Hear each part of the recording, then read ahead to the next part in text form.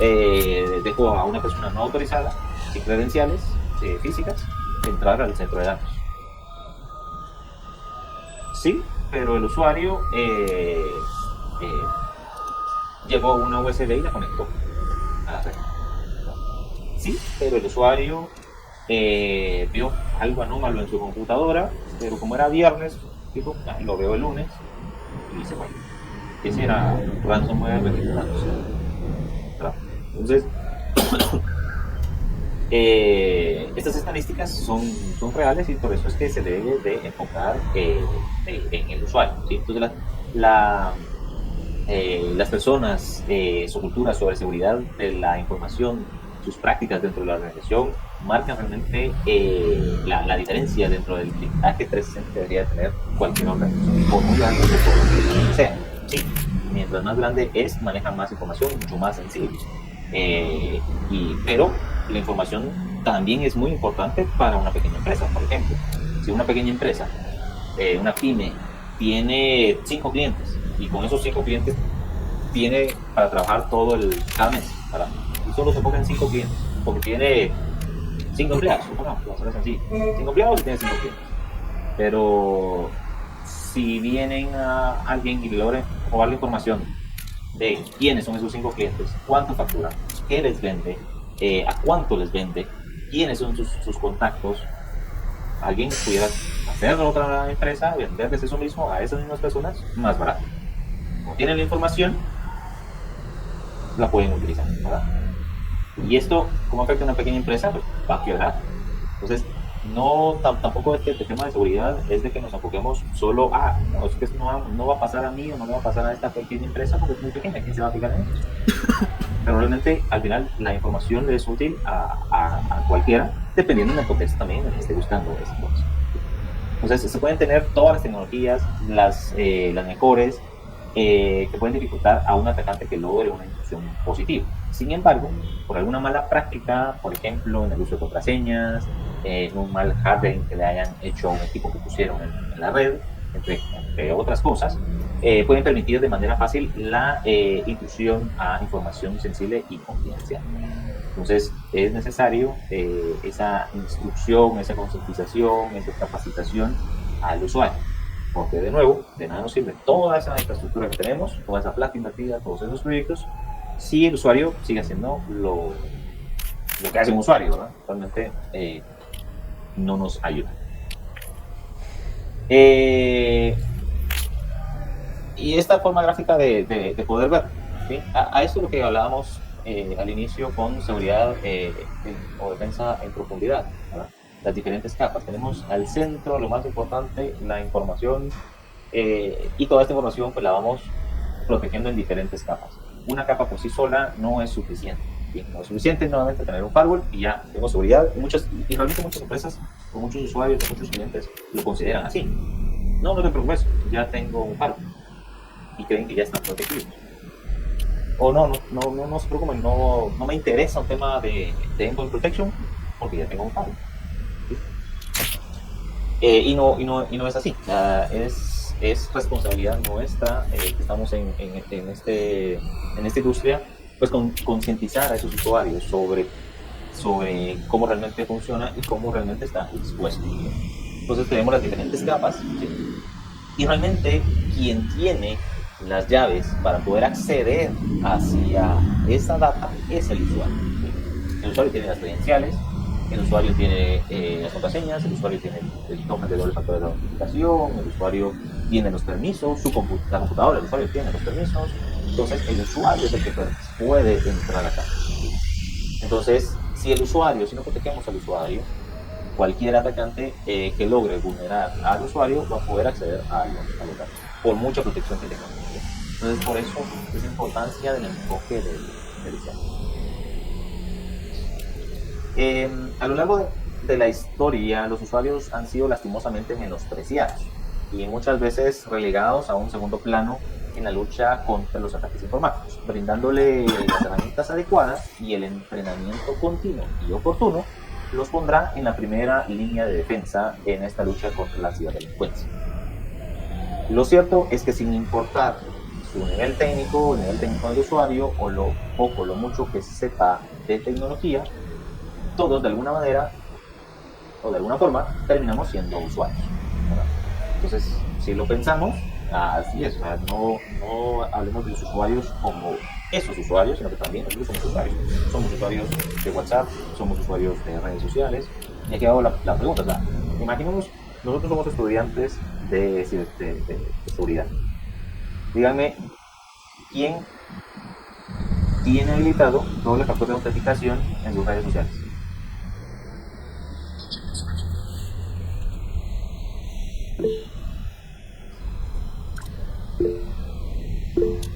Eh,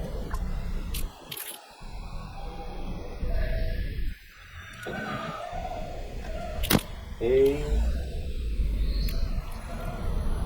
dos personas, cuatro personas. O sea, cuatro personas de las 27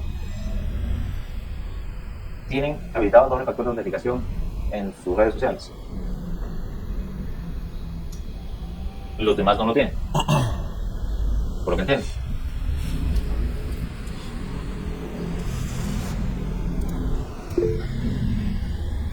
Va. Digamos, y por ahí los rezagados, llegamos a 10. Entonces, ya vemos 27. Entonces, un 60% no tiene configurado doble factor de autenticación en las redes sociales. Nosotros somos usuarios y realmente, y usuarios más especializados en seguridad, ¿sí? Y aún así no lo tenemos. No es por menos especial, pero ¿qué podemos esperar de un usuario que no está en el tema de ingeniería, en seguridad, está en otra área totalmente, recursos humanos, administración, en otra área, fuera alejado de tecnología? Si nosotros no lo hacemos, ¿qué podemos esperar de esos usuarios cuando reciban un correo, cuando reciban un mensaje? ¿Cómo van a actuar? Ahora, ¿cuántos de ustedes tienen configurado el doble factor de autenticación para WhatsApp?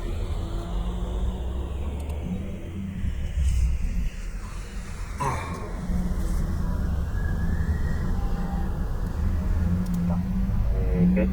Digamos no la bajen, 2, 4, 6, 8, 10, 12.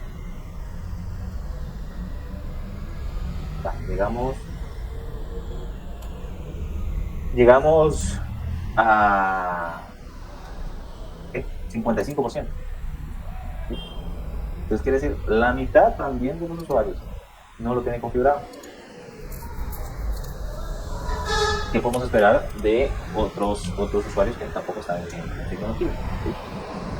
Entonces es por ese nivel de adopción que los atacantes tienen chance, tienen un muy buen negocio, porque realmente hay un montón de gente, de usuarios, que siguen estando sin protección. Entonces un mercado muy atractivo económicamente. ¿Por qué? Porque hay facilidad de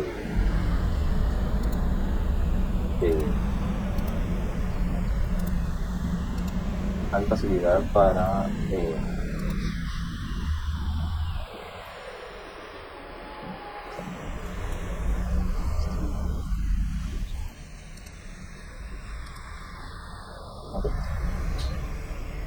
hay facilidad para poder ejecutar cualquier tipo de vector de ataque. O sea, por ejemplo, cualquier tema de ingeniería social sin doble factor de identificación, que el 50% de la clase no lo tiene, probablemente va a caer y le podemos robar las credenciales de sus redes sociales.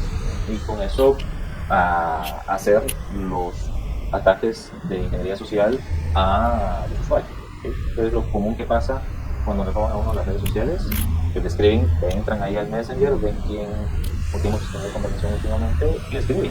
Y le escriben, ahí tiene la conversación, miren cómo le hablamos, la regla, cómo nos comunicamos, y mandan el mensaje. Mira, entiendo vos cómo va, mira, tengo clavos, sea, por favor, depositar. Ahí después te explico, no me estés preguntando, solo necesito que me deposites 1,000, 3,000, 5,000 pesos a esta cuenta y mañana te cuento qué un clavo, echaba la mano.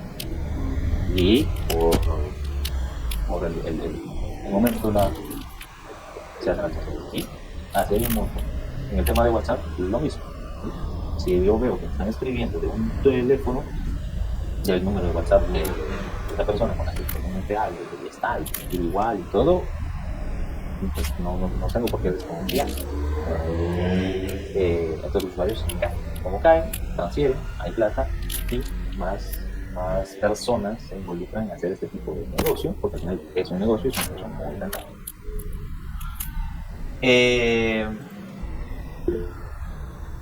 ¿Verdad? Una consulta, ingeniero. He estado viendo muchos videos de la inteligencia artificial que se hace pasar por una persona, te llaman y aparece el nombre de la persona quien está llamando para pedir ayuda, para pedir, como usted dice, dinero. ¿Eso también nos protege si nosotros configuramos nuestro teléfono? ¿O cómo podemos hacer para protegernos de la IA? Eso va... a ver, ¿cuál es el escenario para poner a todos en el contexto? Yo recibo una llamada, y creo que hay un video de un mexicano que lo explica muy bien, porque lo hacen en vivo. Él recibe una llamada, él empieza a grabar desde otro teléfono esa llamada, está él en cámara y está su mamá. ¿Sí? Su mamá la tiene la pata y la llamada que recibe es de su mamá. ¿Sí? Entonces, y es una llamada por teléfono o por WhatsApp y la voz es la de su mamá y él tiene a su mamá la pata. Entonces la voz es la de su mamá. ¿Sí? ¿Y qué es lo que le dice? Primero, es el número de la que recibe de la mamá. Parece como la tiene guardado ahí, mamá. Y la voz es idéntica. Y es, ¿cómo se llama? El mensaje o lo que le piden o lo que le dicen es bien específico. Y es, mira, mijo, no tengo un clavo, no me preguntes, después te explico, tengo una urgencia, pero necesito 5,000 pesos.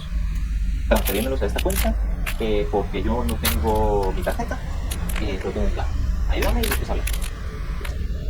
Entonces, un usuario sin capacitación, un usuario sin esa concientización que debemos hacerle constantemente, ¿sí? Por eso hablamos de constancia, frecuentemente estarles hablando a todos los usuarios, a nuestros papás, hijos, familiares, amigos, de esto que estamos hablando. Y hablando ya en la empresa, debemos de tener un plan de concientización bien estructurado donde cada vez vamos hablando sobre qué es ingeniería social, qué es un malware, qué es un botnet, cómo se pueden infectar, cómo se pueden proteger, qué es el doble factor de autenticación. Eso tenemos que hablarlo constantemente.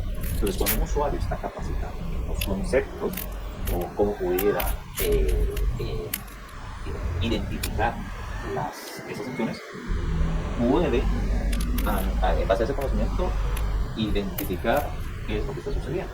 Por ejemplo, en este caso, si el usuario recibe este tipo de llamadas, puede decir, a ver, barajémoslo primero, separemos. Si es mi mamá, ok, mi mamá, ok, estoy preocupado, te pasó algo, ¿por qué te voy a transferir esa otra cuenta? Ok, no tenés la cuenta de tu tarjeta, ok, pero ¿quién es esa persona? Es que es una amiga, pero nunca he hablado, ni te he escuchado hablar con una amiga que se llama así. Entonces ahí va uno levantando esas interrogantes. Entonces, ¿sabes qué? Te voy a llamar. Entonces, me parece raro. Aparte nunca me llamas por WhatsApp, ya, va a parecer raro.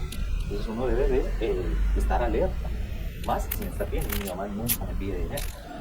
Nunca me pide dinero, no, o sea, tiene que uno irlo asimilando a cómo realmente es el comportamiento de la persona. Aunque sí, es muy difícil de detectar, más si la llamada está produciendo, tiene el audio o la voz de la persona. Es muy fácil caer en ese tipo de llamadas. Entonces, ¿cómo nos podemos proteger con ese tipo de situaciones?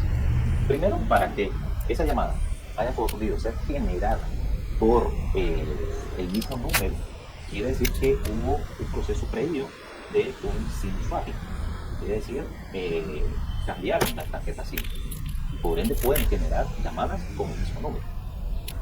¿Sí? Y eso ha pasado ya. Ha pasado aquí en Guate. ¿Sí? Por ejemplo, yo tengo, lo que hacen es, si nosotros tenemos publicado nuestro nombre, dónde estamos, cierta información en redes sociales, la hacemos pública, pues ahí van tomando cierta información. ¿Sí?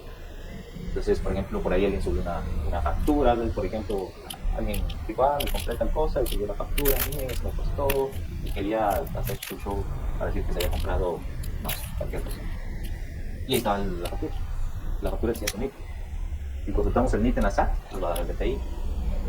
Podemos buscar el DPI, de alguna manera logramos obtener el DPI, la foto, ya tenemos el número, ya tenemos el nombre completo, y así vamos recabando información. Pero resulta que en alguna papelería, en algún documento que se subió, estaba la foto del DPI. Entonces, obtienen la foto del DPI, o tienen un contacto en el RENAP, entonces van sacando información y tienen el DPI. Con el DPI, o la foto del DPI, pueden ir a una agencia, hablan, también le hacen un tema de ingeniería social a de la agencia, y lo declaran, y le dicen, mira, me pasó esto, necesito también mi SIM, aquí está mi DPI, no lo taque, aquí está la carta del RENAP, donde ya lo estoy solicitando, pero tenía una fotocopia, y logra, si el usuario, ¿no? Claro, no está, no ha tenido la capacitación correcta sobre este tipo de cosas, va a poder permitirle hacer su cambio de SIM a otra SIM. Entonces uno de repente viene y ve que un usuario, yo como usuario, pues ya no tengo señal, porque alguien hizo un SIM swap, alguien cambió mi número y lo puso en otra SIM a través de un proceso legal, pero lo logró hacer porque tenía información mía. ¿Qué es lo que le van a preguntar en Vigo, claro, por protocolo? ¿A quién llama? Deme los últimos números de los que llaman. Y si de alguna manera en redes sociales tenemos todo abierto y ahí ponemos ciertas contrataciones, y ahí se miran los números, o mira, yo te estoy llamando, o escribimos ahí, mira, yo te estaba llamando este número. Entonces hay información que se puede utilizar.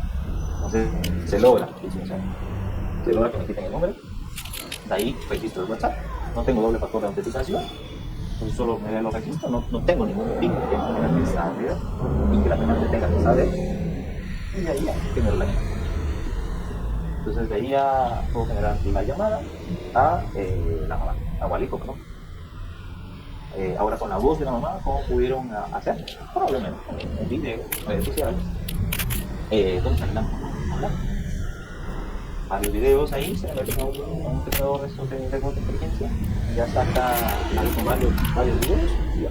Ahí en ChatGPT genero yo el script, de esta llamada, que sea en base a estas otras conversaciones, que tenga la misma jerga, es la misma forma de conversar, no le dice hijo, le dice mijo.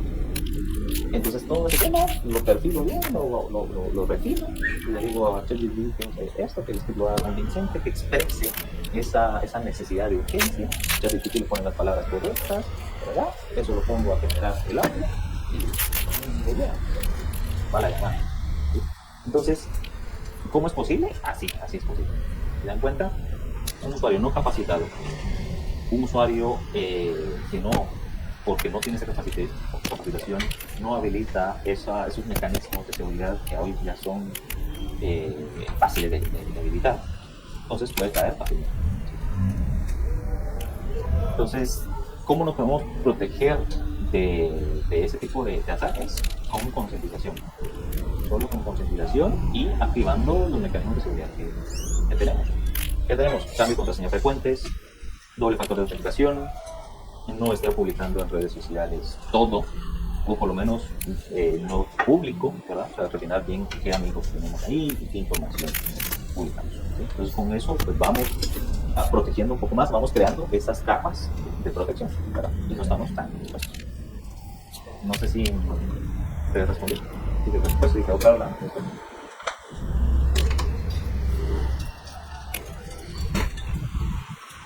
También, ingeniero, disculpe, agregando un poco, creo que ahorita para WhatsApp no es tan ni necesario tener el SIM dentro del dispositivo para poder acceder al WhatsApp de la persona, sino simplemente yo puedo colocar el número de teléfono en un móvil sin SIM, sin nada, y ingresando el número y sin tener si no tienen el factor de autenticación, entonces yo puedo acceder a su WhatsApp así, pues, bastante simple, ¿verdad? Entonces a veces se mandan pues, mensajes, mire, le mandamos este código por error, me lo puede reenviar, entonces ahí va como que el usuario a mandar ese código y ahí es donde puedo acceder yo a su WhatsApp sin ningún problema.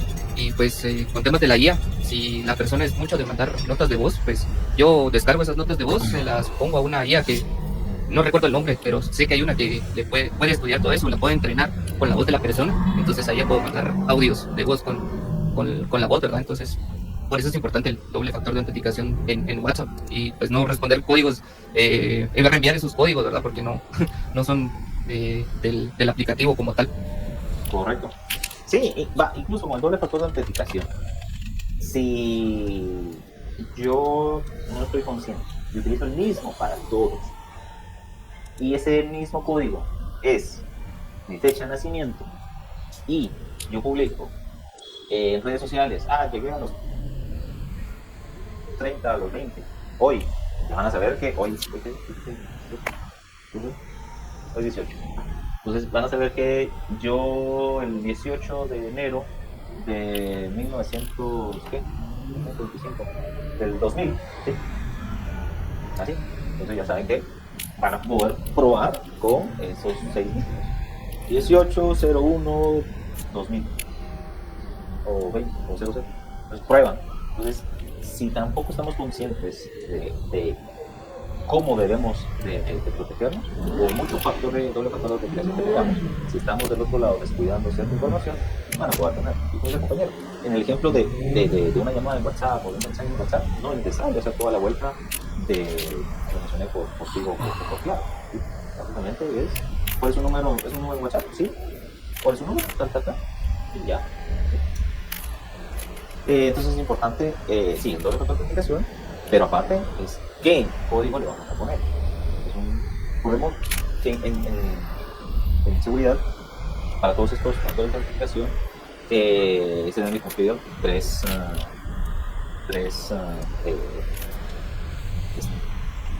formatos o estándares, la palabra es algo que tenemos, que es una contraseña, pero esa contraseña no la pueden bypassear, es decir, o porque la seguimos en papel, o por alguna cosa bruta, y la pueden sacar. Algo que tenemos, algo que conocemos, ¿sí? Ese es el doble factor de autenticación. Yo conozco el código, yo lo sé, ¿sí? Y algo que somos, ¿sí? Aunque también ese doble factor de autenticación puede ser una llave, una tarjeta, algo que tengo físicamente, puede ser un token, puede ser ese token del BI, o puede ser también el token de general de los bancos, ¿sí? Entonces es algo que yo tengo, conozco y tengo, y algo que yo soy, ¿sí? El biométrico. Entonces, en los bancos pues lo tienen implementado. Algo que sé, la contraseña, todavía contraseña, lo pueden bypassear. Algo que tengo, un token, lo pueden también bypassear a través de el SIM swap. O también lo pueden bypassear a través de ingeniería social. Mire, le digo ese código, por favor envíenme ese código. Entonces, yo lo tengo, sí, pero ya lo transferí. Entonces ya lo tiene. Y algo que soy, un biométrico, ¿sí? Por eso también las fotos que subimos, esas imágenes de cómo éramos de niños o cómo somos de viejitos o grandes, ¿verdad? Todo eso ya también se puede obtener. Entonces, cada vez que nosotros damos una información o publicamos, pues estamos haciendo más cosas. Un caso real que conozco de la mamá de un cuate de la oficina, me contó que la llamaron, ella iba manejando, una señora grande, de 60 años, 65 años, iba manejando y la llamaron. Mire que le damos el banco, estamos viendo unas transacciones anómalas y necesitamos bloquear su cuenta para bloquearla y que no sigan extrayendo más o haciendo más compras. Y le empezaron a decir, mire, le vamos para corroborar también que es usted, pues ahí invierten los papeles, ¿verdad? Para corroborar que usted es la dueña de la cuenta y para protección, para bloquearla, le vamos a mandar un token. Entonces, por favor, denos ese token. Entonces ella iba manejando, no se fijó, obviamente era de un número, si es un número celular, uno confía más, pero si es un número fijo, pues va más tranquilo de contestar. Entonces el tipo no sé de qué número era, pero ella dijo, sí, mire, pero ahorita voy manejando, no puedo ver, ahí yo llamo ahorita en un rato que lleguen, o sea, a morir. La cosa es de que ellos insistieron, sí señora, pero mire, es que si tenemos cantidades grandes que se están moviendo, entonces es mejor, es preferible que lo hagamos una vez. Entonces ellos ya empezaron a ser un poco más intensos, a meterle más miedo, y lo que hicieron fue obligarla a orillas y ya inició el proceso. sí, mire, que no sé qué, le vamos a enviar el token. Ese token era para el cambio de contraseña. O sea, uno entra a tu banca en línea y le dice, no olvide mi contraseña, y le das nueva contraseña, que genera un token. Le mandaron, ella mandó ese token. Ah, sí, mire, ya recibí el token, es 1, 2, 3, 4. Ah, va, perfecto, ya lo tenemos aquí, de que así corroborando. Como ya cambiaron ellos la contraseña. Ahora le vamos a enviar un nuevo token para bloquear su cuenta. Ese token realmente lo usaron para agregar a cuenta. Entonces ella en eso lo hizo y va, listo, mire, ya quedó bloqueada su cuenta, tarará, listo. Y ya ella se fue tranquila, hizo lo suyo, y al rato pum, le bajaron, creo que me contó que habían sido 3 transacciones como de 15,000 quetzales cada una, le bajaron como 50,000 quetzales. Ella empezó a ver los mensajes después, y después llamó al banco y dijeron que ella había sido, que iban a abrir una investigación porque para el banco era el usuario con el token que realizó las transacciones. Entonces para el usuario fue ella. Entonces ahí fue un tema de ingeniería social, un tema de no conocimiento de la persona y lograron su. Entonces ahí y así vamos a ver casos, muchos casos. Y no son igual. Ok, entonces sigamos. Entonces debemos de procurar crear ese superusuario. Y como les digo, no es un tema solo de la oficina o un tema corporativo, sino también en la casa, los que tienen hijos, los que tienen papás, abuelos y demás. Un segundo. ¿Aló? Sí, adelante, gracias. Entonces para los papás también, o sea, configurarles la notificación, decirles que no contesten, decirles que si alguien de nosotros les llama pidiéndoles algo extraño o algo raro que nunca hacemos, dinero, que es lo común que se solicita en estos casos, que ellos llamen de vuelta al para corroborar, porque ya existen en ese caso, son cada vez más frecuentes porque la gente va a hacer. Entonces, debemos de crear ese superusuario y las 3 Cs son conciencia, compromiso, cultura. Aquel usuario que tiene las 3 Cs grabadas en el pecho, como la S de Superman, comencemos a ser conscientes de que nuestras acciones pueden tener un gran impacto, no solo a nivel personal, sino a nivel también en las organizaciones en las que trabajamos. Tenemos que tener esa conciencia de saber de que una acción, de publicar algo, de dejar la contraseña ahí para abierta el computador, puede tener debemos ser comprometidos a seguir las instrucciones y actuar de manera correcta cuando la situación lo amerite. Ese compromiso de saber que es hacer lo correcto. Por ejemplo, si yo estoy viendo que el correo está pasando en mi máquina, pero que ya es viernes por la tarde, yo digo, porque es raro, no sé, estos archivos, estas carpetas ya no tienen el nombre que tenía, sino que ahora tienen un montón de signos. No importa, yo lo veo el lunes. No, tenemos que tener conciencia o tener ese compromiso de decir, pero no, esto sí está raro, parece, está encriptado el archivo, y por eso yo no lo puedo leer, porque es inmejado. Entonces, ese compromiso de levantar la mano, decir, bueno, aquí estoy viendo, pero eso es tema de concientización a los usuarios para darles ese compromiso. Y finalmente, interiorizar que ahora la ciberseguridad debe formar parte de nuestra cultura, siendo incorporada de manera continua y natural en todas nuestras acciones que involucran el uso de equipos informáticos. Y me imagino todo el equipo informático, sino que realmente todo el tema de información, no solo información lógica en estos dispositivos, sino que física.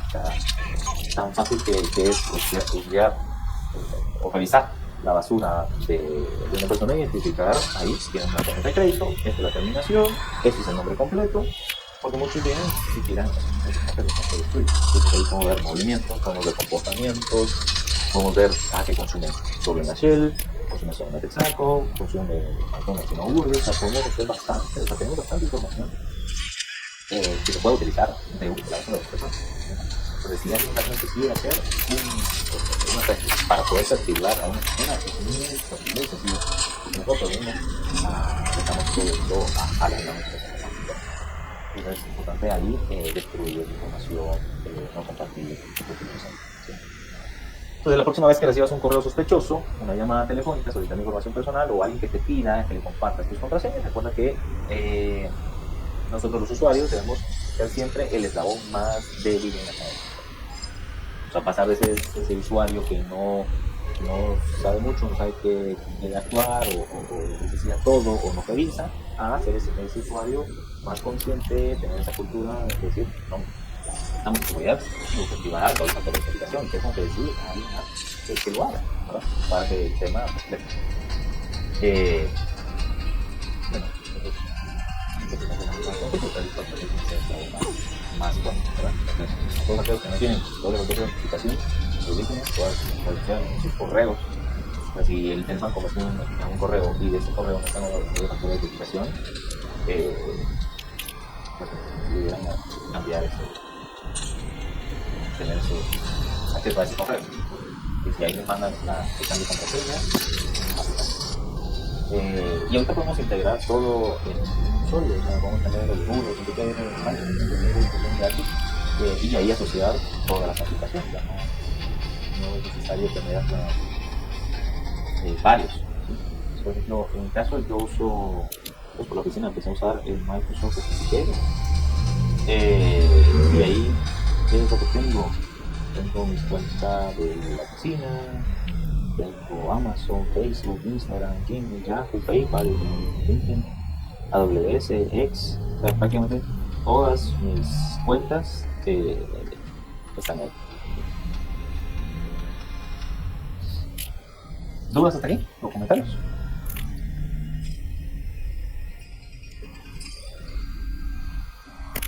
Ok. A ver.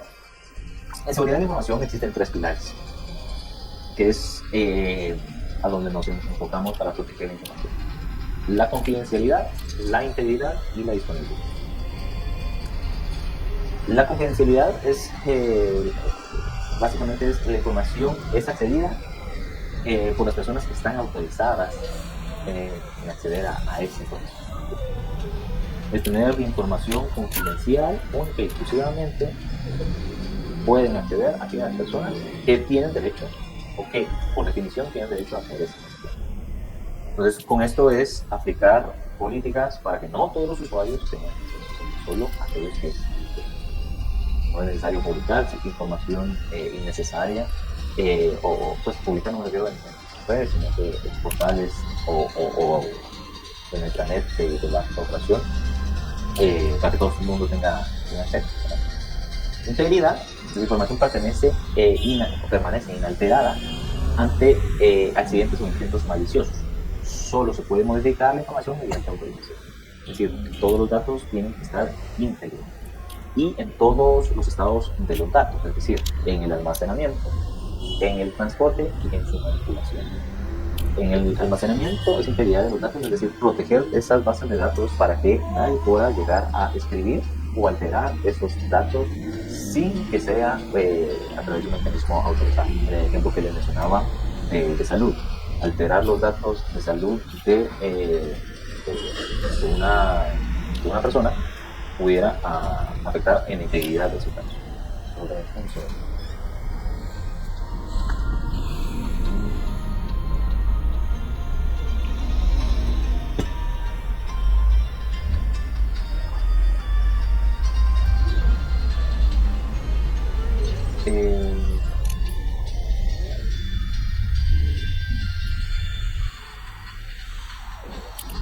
Ok, entonces con la integridad es tener los datos inalterados,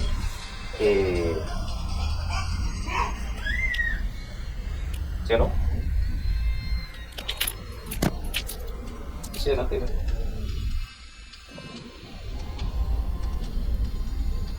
Entonces, integridad: no alterar los datos a menos que sea a través de un mecanismo totalmente autorizado. Entonces, es buscar esos datos inalterados. Y la disponibilidad es de que la información esté disponible en todo momento para aquellos usuarios que deseen acceder a ella, ya sea en el estado de almacenamiento o transmisión de los datos que esté disponible, ¿verdad? Entonces, estos son los 3 pilares que tenemos en seguridad: confidencialidad, integridad y disponibilidad. Pues repasando: confidencialidad, protegiendo la información sensible; integridad, manteniendo la exactitud y complejidad de los datos sin alteración; y disponibilidad, asegurando el acceso oportuno a la información, ¿verdad? Que esté siempre disponible cuando se necesite hacer. Y unos ejemplos del año pasado. Estos no son artículos de Guatemala, son los del año pasado. Y, por ejemplo, esta es el RENAP, pero de Argentina. Entonces, en abril del año pasado, del 2024, se publicaron en la plataforma de Telegram más de 100.000 fotografías de ciudadanos argentinos que fueron robadas en el 2021 del RENAP. Bueno, se llama RENAP. Entonces, básicamente, aquí, ¿qué pilar afectó? Pues básicamente la confidencialidad. Porque hay fotos, obviamente, con más información también del DPI. Entonces ya se tiene el número del DPI o el DNI, no sé cómo se llama. En Argentina, pero ya encuentra edición de documentos de identidad y pasaporte. Entonces, número de pasaporte, número de DNI o DPI y la fotografía. Entonces, es información confidencial porque con eso mismo se pueden duplicar un pasaporte o imprimir un DPI, y con eso voy a la agencia de Tigo y hago todo lo que hablamos en el ataque anterior, ¿sí? Entonces, este fue un ataque que afectó la confidencialidad de los datos de este otro, este es México. El CEO de grupo, o el Chief Information Officer, nos está grupo, dando Coppel es ejemplos de cosas que ya pasaron. una tienda mayorista, creo yo, no estoy muy bien. Coppel es como una tienda de, como un Simán, ¿sí? Creo yo, en México, y que tiene muchas tiendas. Entonces explicó que tras 2 meses y medio, la compañía logró restaurar el 86% que se había gastado, pero hasta 3 meses después, el 100%. Pudieron recuperar el 100% de su efectividad. El ataque, que también afectó su plataforma en línea, se originó a partir de una brecha de seguridad explotada por el grupo de ransomware Lapid 3.0, considerado uno de los más peligrosos. Impacto millonario. El ataque reveló una falta de preparación ante la amenaza de esta magnitud, aunque se logró reducir el tiempo estimado para la recuperación completa de 9 meses a 3, las pérdidas financieras. Y así creo que el texto completo hablaba de 15 millones de pérdidas, porque no pudieron vender. No es que les hayan sustraído esos 15 millones, no les robaron de sus cuentas esos 15 millones, pero no pudieron vender lo que representa a 15 millones. Entonces, de igual forma, en sus estados de resultados, tienen 15 millones menos. Entonces, sí se vieron afectados. Y esto, pues básicamente, les afectó el tema de la disponibilidad, ¿sí? Porque no tenían eso. Un caso puntual también pasó aquí en Guate con una empresa de farmacias, una cadena de farmacias.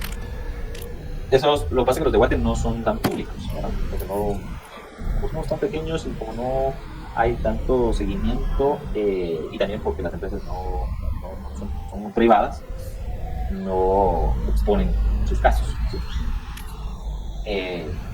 Pero hace 2 años, sí, un poco más, 2 o 3 años, esta cadena de farmacias tuvo un ransomware en todos sus servidores. No pudieron operar ese día. La ventaja de ellos, y bueno, les pedían así una millonada, no quisieron pagar y les borraron los datos. O sea, fue una negociación, no hubo negociación, porque desde un principio no se quiso pagar, pero porque tenían la certeza de que su backup estaba externo, estaba en otra infraestructura totalmente aislada y tenía mecanismos, y pues, se revisaron esos backups y se vieron que obviamente no estaban al día, porque eran día con día, pues iban a perder los bienes. Sí tuvieron pérdidas millonarias por ese día, pero lograron recuperar. Pero de igual forma estuvieron no disponibles durante un buen tiempo, en lo que restauraban todo, se cercioraran de que por donde había entrado ya estuviera bloqueado. Una vez se cercioraron de eso, pues ya cargaron la data y desaparecieron, pero también afectó la disponibilidad. Otro ejemplo, este es integridad. Esto es en el Banco de Brasil, fue un caso, este grupo invadió los datos, cambió la información del registro y restó valores a los clientes de la institución. Entonces fueron 40 millones. Entonces, ¿qué afectó aquí? En integridad, ¿verdad? ¿Por qué? Porque alteraron los datos que tenían. ¿Sí? Entonces, el ataque fue dirigido para provocar esa alteración de la información, atentando contra la integridad de los datos del banco. Entonces, los usuarios tenían un dato en sus libretas, por ejemplo, pero cuando iban al banco, el banco les decía que tenían otro dato. Entonces, ¿cuál era el real? En algunos casos fue inversa.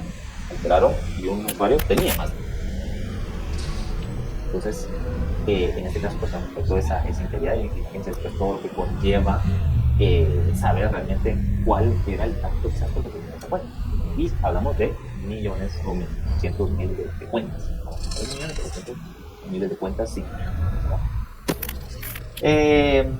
Y otro tema de lo que vemos aquí y lo que hemos estado hablando sobre cómo publicamos nosotros en las redes sociales o los usuarios publican en las redes sociales. ¿Verdad? Entonces aquí ya sabemos que el usuario no está afuera, si se da cuenta que todo esto está público, el acceso público, aquí. El usuario está afuera, el usuario no tiene una agencia del Tigo, de Claro, por ejemplo, siguiendo el ejemplo que traíamos, no tiene una agencia del banco, del Tigo, Claro, cerca, para poder ir a solventar su problema y decir, mire, mi teléfono se quedó sin señal. ¿Y qué pasó con el SIM? Aquí, por ejemplo, cuando están ahí, sí hay Tigo allá, pero los de Tigo allá no van a poder hacer nada porque la SIM es de Guatemala. La SIM, mire, no podemos hacer nada, tienen que ir a Guatemala. Y van a llamar, el usuario va a llamar a Tigo Guatemala o a Claro, pero va a decir, no podemos hacer nada, necesitamos que usted se presente. Si dice el usuario que se presente con su DPI, su teléfono y su SIM card y podemos hacerlo, pero no podemos atenderle su requerimiento por llamada, tiene que estar presente. Pero si ya sabemos que el usuario está allá, podemos hacer y deshacer siguiendo el ejemplo anterior. Entonces es importante con respecto a lo que publicamos y de qué forma lo publicamos. ¿Dudas hasta aquí? ¿O algún comentario?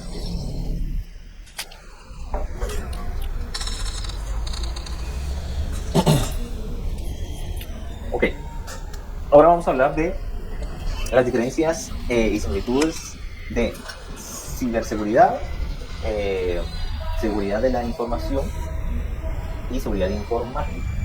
¿Sí?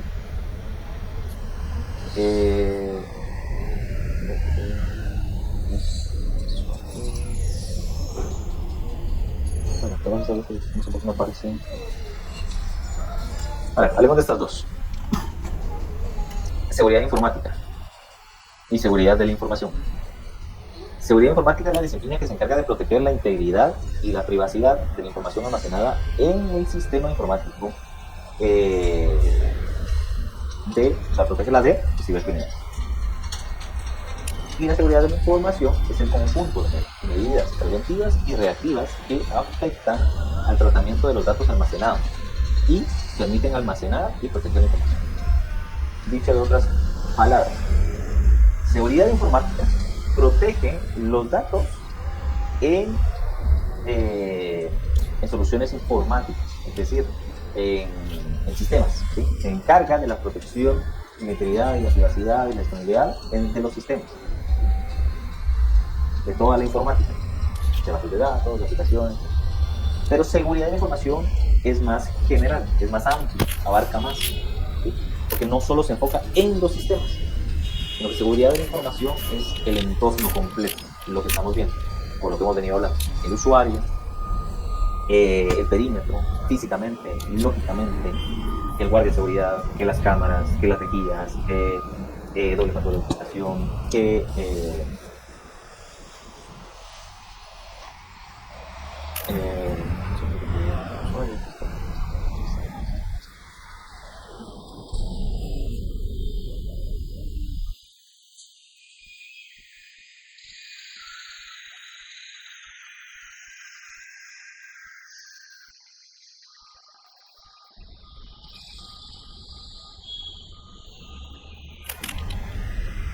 Listo, entonces, seguridad de la información es más amplio, ¿sí? Abarca más, porque abarca todos los niveles o las capas de la seguridad, no solo la de los sistemas, que es la que se encarga de seguridad informática, ¿sí?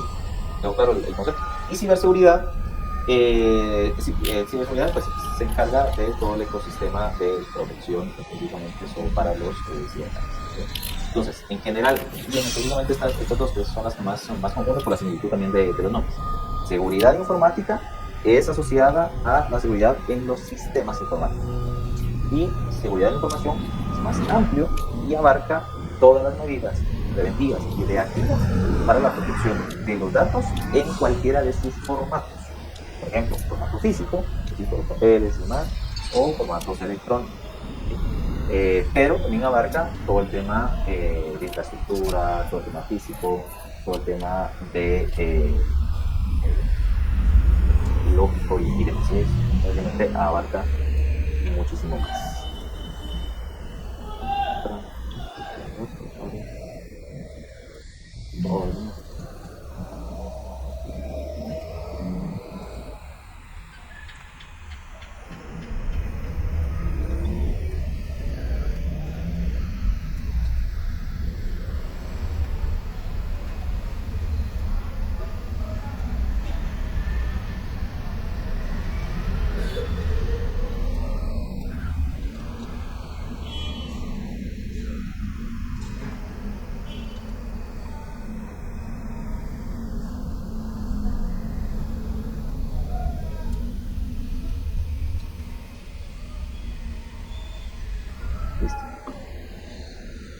Entonces, ¿estamos claros con este concepto?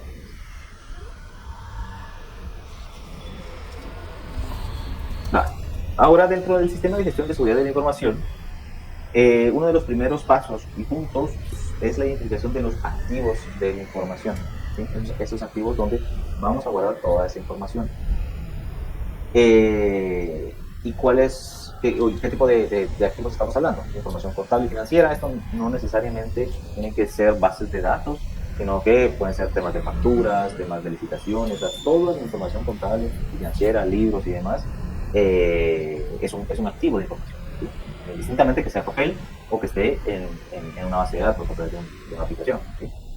Datos de producción, imaginemos los datos de producción de Coca-Cola, de Chico, o McDonald's, o Campero, aquellas de estas entidades grandes de sus datos de producción o de las avícolas, ¿sí? Entonces, ese es un activo de información muy importante para estas organizaciones. Bases de datos, aplicativos, procedimientos, también es otro activo de información. O sea, por ejemplo, el procedimiento para el cambio de SIM, ¿sí? Si alguien externo, siguiendo también con el ejemplo que veníamos, si alguien externo accede a esos procedimientos, puede vulnerar muchos procesos de estos, ¿sí? Entonces, por ejemplo, si ya conocíamos cuál era el procedimiento para el cambio de SIM, que nos iban a pedir el DPI, o si no teníamos físicamente el DPI, nos iban a pedir la cosa de RENAP, y esa pues no podemos falsificar porque no tiene mayor cosa. Nos iban a pedir números de llamada que frecuentemente llamamos. Ya conocemos el procedimiento, lo entendemos, ya lo hemos estudiado porque lo logramos extraer, porque la organización no lo tenía como un activo de información y no se protegió correctamente, pues vamos a poder perfilar el ejercicio que estábamos haciendo del cambio de SIM, ¿verdad? Y eso más raro que sabíamos que el usuario estaba fuera del país, y él mismo publicó que se iba a 3 semanas, entonces, y él mismo publicó más información, pues podemos hacer maravillas, pues viéndolo desde el lado de un atacante, pudieran hacer maravillas con toda la información que se tiene. Entonces, importante, los activos de información, que son esos recursos que utiliza un sistema de gestión de seguridad de información para que las organizaciones funcionen y consigan los objetivos que se han propuesto por la alta dirección, ¿sí? Es una pieza fundamental de las organizaciones estos activos de información, y por ende los debemos de poder mapear correctamente cuando hagamos un inventario de estos activos, ¿sí? Y un proyecto de seguridad tiene el objetivo de controlar la seguridad de esos activos de información que generan el dominio en el estudio de proyectos. El límite del conjunto de activos del dominio no imposibilita la consideración de las relaciones en materia de seguridad, sus activos de información en su entorno. ¿Qué quiere decir esto? Es de que los activos de información no deben ser considerados que son útiles únicamente para esa área donde están siendo utilizados esos activos, sino que de forma más global, forma parte de un activo para la organización, y cualquier vulnerabilidad o afectación que pudiera tener ese activo pudiera afectar al negocio, ¿sí? Y aquí tenemos a otros conceptos. ¿Qué es una vulnerabilidad? Porque tenemos vulnerabilidad, amenaza, riesgo, pero tenemos que tener claro cuáles son las diferencias de cada concepto, ¿sí? Entonces tenemos la vulnerabilidad, es la debilidad o fallo que presenta un sistema de información. Este es capaz de poner en riesgo la seguridad de toda o parte de la información. Es decir, es un problema que tenemos nosotros con nuestro sistema. ¿Cierto? Sí, gracias. Gracias. El motivo es de que este fallo o debilidad permite que el atacante comprometa la integridad, confidencialidad o disponibilidad de información de los datos. Los orígenes de las vulnerabilidades son muy diferentes, pero pueden ser debido a fallos en el diseño, carencias de procedimiento o simples errores de configuración o errores humanos. Por ejemplo, los riesgos de dejar una puerta abierta, ¿verdad? Entonces, una vulnerabilidad es esa debilidad o fallo que alguien puede utilizar. Por ejemplo, el ejemplo de la puerta abierta. Si yo voy a entrar a un centro de datos donde están todos los servidores, ¿sí? Yo utilizo mi tarjeta de acceso, mi biométrico, y con eso ingreso, ¿sí? Pero alguien viene atrás, yo dejo la puerta abierta y él también ingresa, él no se identifica, ¿sí? Entonces esa es una vulnerabilidad de dejar la puerta abierta. Ese es el ejemplo más sencillo físicamente, ¿sí? Pero lo mismo sucede cuando, por ejemplo, implementamos un hardware, lo ponemos en la red y no cerramos las puertas o dejamos puertas abiertas con respecto a la configuración, ¿sí? Dejamos ahí puertos abiertos, dejamos configuraciones simples o por default, ¿sí? Sin dejar la puerta abierta. Entonces dejamos una vulnerabilidad, ¿sí? Y esa vulnerabilidad puede ser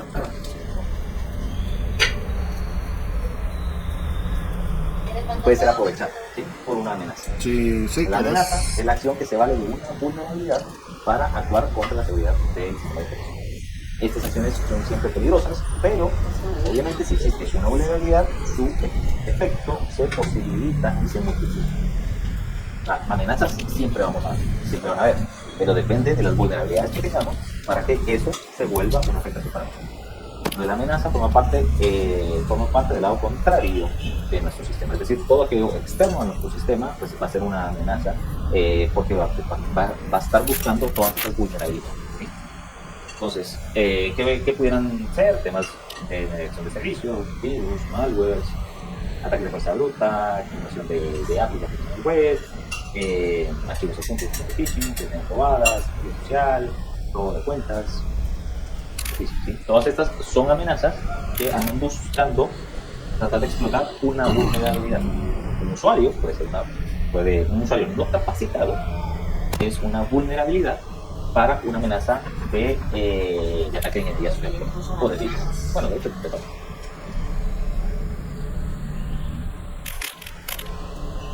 Y de ahí pasamos al riesgo, ¿sí? Entonces tenemos vulnerabilidad, amenaza y riesgo. Riesgo es la probabilidad de que se pueda producir un incidente y tiene como principales factores la existencia tanto de la vulnerabilidad como de la amenaza. Es decir, tenemos una vulnerabilidad, usuario, tenemos un ejemplo también, ¿sí? Tenemos una amenaza, todas estas amenazas, y tenemos un riesgo. ¿Cuál es la probabilidad de que esta vulnerabilidad, el usuario, sea atacado por una amenaza? ¿Cuál es la probabilidad que un usuario no capacitado sea atacado por una amenaza? Más, si el usuario es de alto perfil, ¿sí? La probabilidad se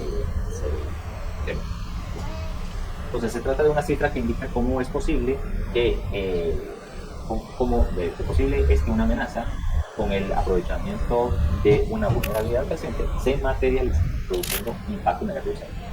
Entonces, el riesgo es esa probabilidad de que esa amenaza se materialice y se ejecute.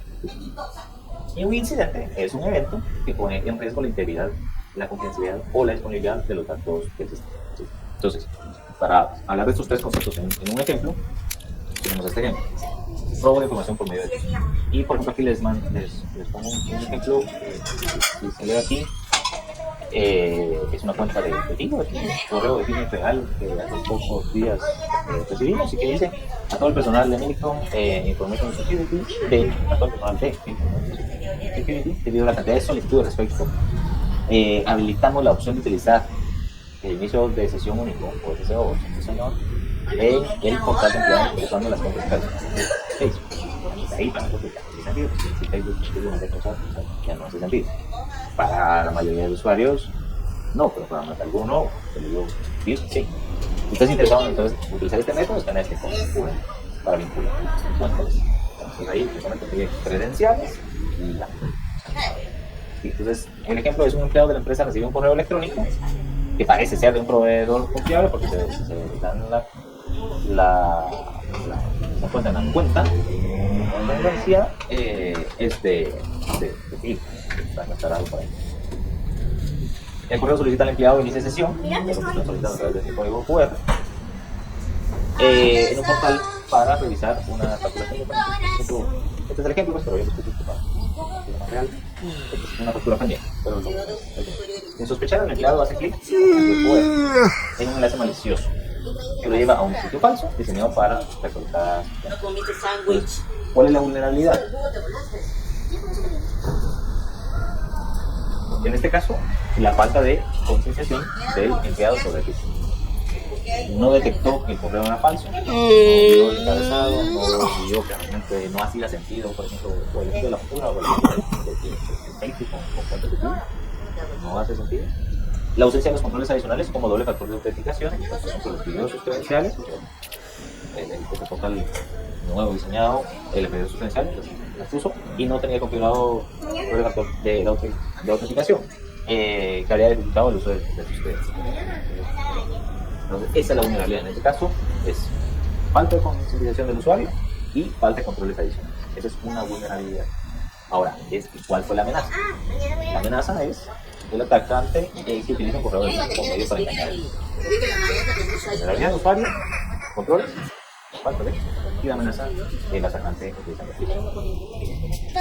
Ahora, el incidente, ¿sabes cuál es el incidente? Es el robo de credenciales, porque al final el usuario dio clic y hubo un incidente. ¿Cuál fue el incidente? El robo de las credenciales y su uso para acceder a las credenciales. Robo y manipulación de información confidencial. Información tenía las credenciales, entró y se convirtió en un usuario de finanzas y alteró los resultados del trimestre o el ingreso al banco. ¿Sí? Y logró la introducción de sistemas para contener el ¿sí?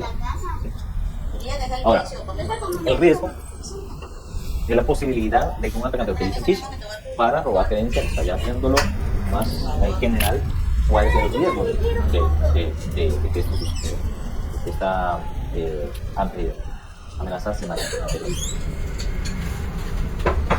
Pueda acceder, robar y comprometer información sensible. ¿Y cuál es el impacto? Pérdida de datos, planes estratégicos, datos de clientes, datos reputacionales, si hay datos que se están puestos de socios, costos financieros por la recuperación, análisis forense, y sanciones, y posibles sanciones regulatorias. Entonces, ese es el riesgo, esa es la posibilidad o la probabilidad de ocurrencia y el impacto que puede llegar a tener si se materializa. Entonces, en resumen, tenemos vulnerabilidad, ¿sí? Una falla ahí en el sistema, una puerta abierta, un usuario ahí sin capacitación, o una mala configuración. Amenaza, un atacante que puede llegar a explotar eso. Un riesgo, la probabilidad de que eso suceda. Si sucede, ¿cuál es el impacto de la afectación que tendría? ¿Sí? Y el incidente es cuando sucedió, ¿sí? Y qué fue exactamente lo que pasó.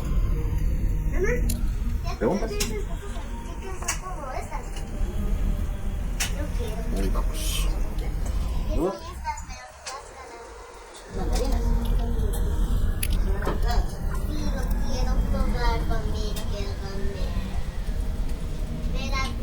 Va, vamos a continuar la siguiente semana, que ya nos pasamos bastante de tiempo.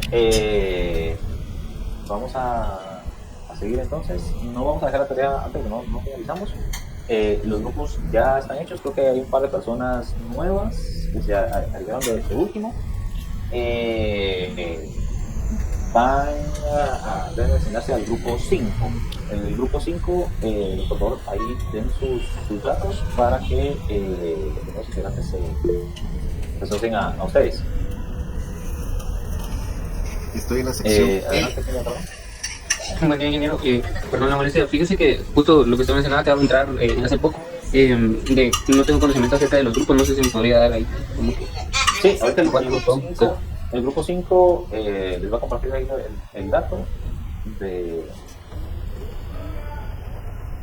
sus contactos para que se asocien a ese grupo.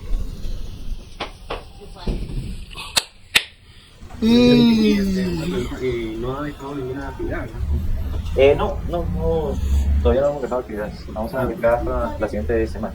¿Sí? Gracias, muy bien. Sí, ya en estos días se habilitan en Canvas y ya yo les voy organizando por ahí. Va, listo, ya dejamos la clase hasta aquí. Nos vemos el siguiente lunes ya un poco más organizado ahí con